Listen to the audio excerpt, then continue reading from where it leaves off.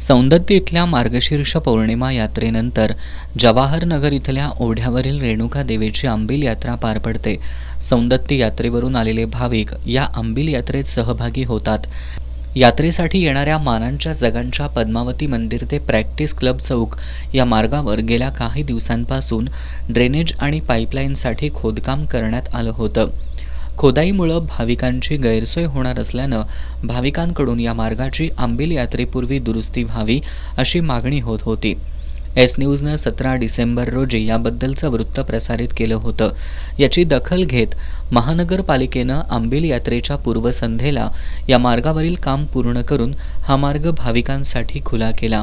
याबद्दल भाविकांनी समाधान व्यक्त करत एस न्यूजचे आभार मानलेत।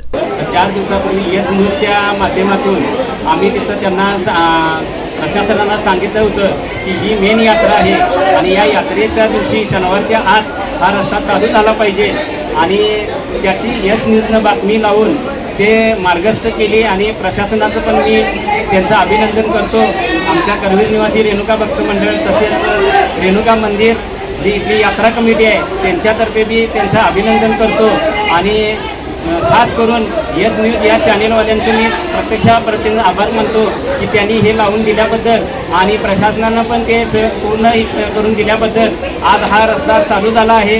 त्याबद्दल मी त्यांचं हार्दिक अभिनंदन मानतो आणि त्यांचा आभार मानतो। महानगरपालिकेनं तातडीनं काम पूर्ण करत मार्ग वाहतुकीसाठी खुला केल्यानं मानाच्या जगांसह शिवाजी पेठेतील मानाच्या सासन काठीचा शाहूकालीन मार्गाची परंपरा कायम राहिली आहे।